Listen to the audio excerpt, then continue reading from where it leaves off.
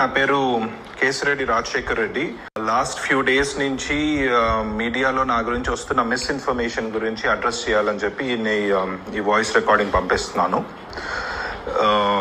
గత last week off మార్చ్లో నేను లేని సమయంలో సిట్ అధికారులు మా ఆఫీస్కి వచ్చి మా ఇంటికి వచ్చి మా మదర్కి నోటీస్ ఇచ్చారు. నన్ను విట్నెస్గా నోటీస్ ఇచ్చి నన్ను అటెండ్ కమ్మని చెప్పారు. వితిన్ 24 hours ఆర్ సో నేను ఇమీడియట్లీ వాళ్ళకి రెస్పాండ్ అయ్యి, సార్ మీరు నాకు నోటీస్ ఇచ్చారు, నేను more than willing to cooperate, నేను వస్తాను, బట్ నాకు ప్రైమరీలీ ఏదైనా బేసిక్ ఇన్ఫర్మేషన్ ఇవ్వండి, నన్ను ఎందుకు రమ్మంటున్నారు, ఏముంది, ఏమన్నా స్పెసిఫిక్ డాక్యుమెంటేషన్ ఏమైనా తెమ్మంటారా, ఇంకేదన్నా నా గురించి ఏదైనా ఇన్ఫర్మేషన్ మీ దగ్గర ఉన్నది ఎవరైనా చెప్పింది ఉందా, anything give me some information so I can come prepared అని అడిగాను. అది నేను పెట్టిన ఈమెయిల్ పెట్టిన తర్వాత ఇమీడియట్లీ సెకండ్ నోటీస్ మళ్ళీ సర్వ్ చేశారు వయా ఈమెయిల్ చేసి, ఆ ఈమెయిల్లోనే మళ్ళీ ఈరోజు ఇచ్చి నోటీసు రేపు అటెండ్ అవ్వండి అన్నట్టుగా ఇచ్చారు. అప్పుడు I think then I started consulting my lawyers were very clearly ఏం కమ్యూనికేట్ చేశారంటే, వీళ్ళు మిమ్మల్ని విట్నెస్గా నోటీస్ ఇచ్చి మిమ్మల్ని అరెస్ట్ చేయాలని చూస్తూ ఉన్నారు. So what ever it is, మీరు కోర్టులో ప్రొటెక్షన్ తీసుకొని కోర్టులో లీగల్ గా మీకున్న ఆప్షన్స్ అన్ని ఎగ్జాస్ట్ చేసిన తర్వాతనే నోటీస్ కి అడ్రస్ చేయడం బెటర్ అని అన్నారు.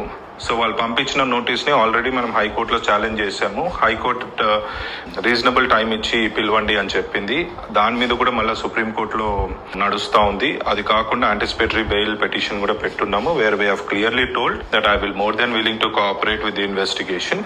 So it's just that I'm waiting to clear get some legal clarity before I can come there and attend.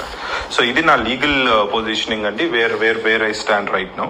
ఇంకా తర్వాత వస్తే విజయసాయి రెడ్డి అనే వ్యక్తి నిన్న మాట్లాడిన మాటలు దాని గురించి కౌంటర్ ఇవ్వాలి అనే ఉద్దేశం కూడా ఉండింది. But all I want to say right now, ఆ మనిషి ఒక బట్టెబాజ్ మనిషి. ఆయన గురించి ప్రస్తుతానికి I don't want to talk too much about it, because నా ఈ లీగల్ మ్యాటర్స్ అన్నిటికీ అయిన తర్వాత once I face the investigation, నేను మీడియా మొత్తం అందరినీ పిలుచుకొని ఈ బట్టెబాజ్ మనిషి గురించి మొత్తం ఆయన చరిత్ర అంతా తీసి అందరి ముందు పెడతాను. Absolutely have no qualms about it. అది జరుగుతుంది. అప్పటి వరకు దయచేసి మీడియా మిత్రులు నేను కోరేది ఒకటే, one side of the story విని మీరు కన్క్లూజన్స్ కి రాకండి. Please wait for my side of the story to come out.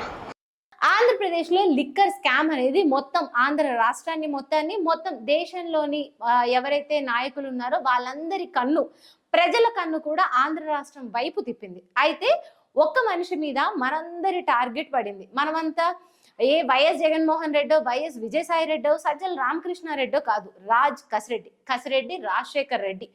ఈ పేరు చుట్టూరే ఏపీ లిక్కర్ స్కామ్ మొత్తం తిరుగుతా ఉండింది. కానీ కసిరెడ్డి ఇప్పటి వరకు సిఐడి అధికారుల దగ్గర విచారణకైతే హాజరు కాలేదు. ఇప్పటికే ఆయన దగ్గర 3-4 సార్లు నోటీసులు ఇవ్వడం జరిగింది. ఆయన కోసం సిఐడి సిట్ అధికారులు హైదరాబాద్ వచ్చి 10 నుండి 15 బృందాలుగా ఏర్పడి కూడా వాళ్ళ ఇల్లు, ఆయనకి సంబంధించిన ప్లేసెస్ లో సోదాలు చేయడం అయితే జరిగింది. ఈ టైంలో కసిరెడ్డి అసలు బయటకు ఎందుకు రావట్లేదు, కసిరెడ్డి దేశం వదిలి పారిపోయాడు అంటూ చాలా రకాల కథనాలు మనం వింటూనే ఉన్నాం. విజయసాయి రెడ్డి ఎప్పుడు టీవీ ముందుకు వచ్చినా కూడా మనందరం రకరకాల కథనాలు కసిరెడ్డి గురించి వింటూనే ఉన్నాం. అయితే కసిరెడ్డి ఈ రోజు కసిరెడ్డి ఒక వాయిస్ రికార్డింగ్ ని బయట పెట్టడం అయితే జరిగింది. అది మొత్తం మీడియాలో హల్చల్ చేస్తోంది. ఆ వాయిస్ రికార్డింగ్ గురించి నేను మీకు ఒక ఎక్స్ప్లెనేషన్ ఇవ్వడానికైతే వచ్చాను. ఏంటి అంటే, ఆ వాయిస్ రికార్డింగ్ లో కసిరెడ్డి ఏం చెప్పారు అంటే, నా గురించి మొత్తం మీడియాలో మిస్ఇన్ఫర్మేషన్ స్ప్రెడ్ అవుతుంది, దీనికి క్లారిటీ ఇవ్వడానికి నేను ఈ వాయిస్ రికార్డింగ్ అనేది బయట పెడుతున్నాను. ఏంటి అంటే, నాకు సిఐడి సిట్ అధికారులు నాకు నోటీసులు పంపించడం నిజం, అది మా మదర్కి ఇచ్చారు. వాళ్ళు ఆ టైంలో నన్ను విట్నెస్గా విచారణకి హాజరు కావాలని కోరారు. అయితే దీనికి నేను వాళ్ళకి తిరిగి మెయిల్ చేశాను, ఎందుకు నేను విచారణకి హాజరు కావాలి అండ్ నేను ఏమైనా డాక్యుమెంట్స్ తేవాలా, లేకపోతే నా నుంచి మీరు ఎలాంటి ఇన్ఫర్మేషన్ ఎక్స్పెక్ట్ చేస్తున్నారు, సో నేను దానికి సంబంధించిన డాక్యుమెంటేషన్ ఏమన్నా తేవాలా, ఇదంతా నేను వాళ్ళకి మెయిల్ చేయడం జరిగింది. ఆ తర్వాత వెంటనే వాళ్ళ దగ్గర నుంచి నాకు ఒక మెయిల్ ఇచ్చింది. అదేంటి అంటే, రేపు వెంటనే మీరు విచారణకి హాజరు కావాలి అని వాళ్ళు చెప్పడం అయితే జరిగింది. దీని గురించి నేను ఏంటి నాకేమీ చెప్పకుండా ఇలా నన్ను విచారణ అంటున్నారు అనేది నాకు డౌట్ వచ్చి నేను లాయర్లను కలిశాను. నా లాయర్ ఏం చెప్పారంటే మిమ్మల్ని విట్నెస్ గా రమ్మంటున్నారు, కానీ వెళ్తే అరెస్ట్ చేసే ప్లాన్ లో ఉన్నారు వాళ్ళు అనేదైతే అన్నారు. కానీ నన్ను విట్నెస్ గా పిలిచి అరెస్ట్ చేయడం ఏంటి, ఇదంతా ఏదో మొత్తం కూటమి ప్రభుత్వంలో ఏదో జరిగేలా ఉంది. సో నేను విచారణకి హాజరు కాకుండా ముందు లీగల్ గా ప్రొసీడ్ అవ్వాలి అనుకున్నాను. దీనికి సంబంధించి నేను హైకోర్టుకి వెళ్ళాను అండ్ సుప్రీంకోర్టుకు కూడా వెళ్ళడం జరిగింది.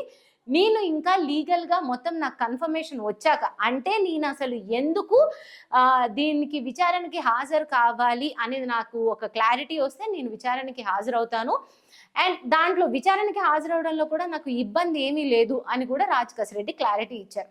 అండ్ లాస్ట్ లో విజయసాయి రెడ్డి గురించి రాజ్ రెడ్డి మాట్లాడిన మాటలు నేను చెప్పలేను, ఎందుకంటే ఆయన వీడియో వాయిస్ రికార్డింగ్ లో మీరే వినండి.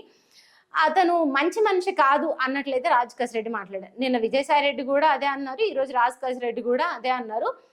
సో ఇద్దరు ఒకరి మీద ఒకరు విమర్శలు అయితే చేసుకున్నారు. సో ఇదంతా నా మీద వస్తున్న అలిగేషన్స్ అన్ని వన్ సైడ్ విని మీరు ఇదంతా నమ్మొద్దు. నేను నా సైడ్ వచ్చి నేను చెప్పేదాకా నా దగ్గర అన్నిటికీ సంబంధించి అన్ని ఫైల్స్ కానీ డాక్యుమెంటేషన్ కానీ క్లియర్గా ఉన్నాయి. నేను మీకు వచ్చి చెప్పే వరకు వన్ సైడ్ స్టోరీ విని నన్ను జడ్జ్ చెయ్యొద్దు ఆ వాయిస్ రికార్డింగ్ లో అయితే అడగడం జరిగింది. అయితే రాజ్ రెడ్డి గురించి మొత్తం మీరు ఫస్ట్ నుంచి ఫాలో అవుతున్నట్టయితే ఏపీ లిక్కర్ స్కామ్ గురించి, వైఎస్ఆర్సీపీ అధికారంలో ఉన్నప్పుడు 90,000 కోట్లకు లిక్కర్ అమ్మకాలు అయితే జరిగాయి. అందులో 698 కోట్లు మాత్రమే నగదు బదిలీలు అయితే జరగడం జరిగింది. ఏపీలో లిక్కర్ స్కామ్ గురించి చెప్పాలి అంటే, ఏపీలో వైఎస్ఆర్సీపీ హయాంలో ఉన్న టైంలో 90,000 కోట్ల రూపాయలకు లిక్కర్ అమ్మకాలు అయితే జరిగాయి. 698 కోట్లకు సంబంధించి ఆన్లైన్ పేమెంట్స్ ఉండగా మిగతా మొత్తం నగదు ట్రాన్సాక్షన్స్ అని చెప్తున్నారు.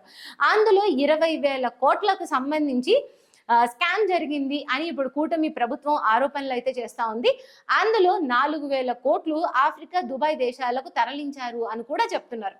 అందులో 2,000 కోట్లని ఈ రాజ్ రెడ్డి తానే దేశం దాటించాడు అనేది క్లియర్ గా కూటమి ప్రభుత్వం చెప్తూ ఉంది. వాళ్ళ దగ్గర అన్ని రకాల సాక్ష్యాలు ఉన్నాయని కూడా చెప్తా ఉంది. అయితే ఇప్పుడు దీని మీదే మొత్తం లిక్కర్ స్కామ్ ని అంతా బయటికి లాగాలి, ఎవరైతే స్కామ్ చేశారో వాళ్ళందరినీ ఊచల వెనక్కి పంపాలి అనేది కూటమి ప్రభుత్వం చేస్తున్న పోరాటం అన్నమాట. సో చూడాలి రాజ్ రెడ్డి ఎప్పుడు సిట్ విచారణకి హాజరవుతారు, లేకపోతే ఇంకా లిక్కర్ స్కామ్ లో ఎవరెవరు ఉన్నారో వాళ్ళందరూ బయటికి రావడానికి ఎంత టైం పడుతుంది అనేది అయితే మనం చూడాలి.